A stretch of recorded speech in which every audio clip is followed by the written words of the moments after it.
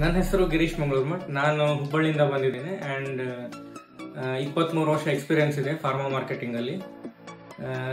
Some problem ಇಂದ ನಾನು pharma marketing ಕಂಪನಿಯಿಂದ ಹೊರಗಡೆ ಬಂದೆ. ದೆನ್ ನಾನು ಒಂದು ಕಂಪನಿ ಹುಡುಕ್ತಾ ಇದ್ದೆ, ಅಲ್ಲಿ ಕಾನ್ಸೆಪ್ಟ್ ಮಾರ್ಕೆಟಿಂಗ್ ನನಗೆ ಬೇಕಾಗಿತ್ತು.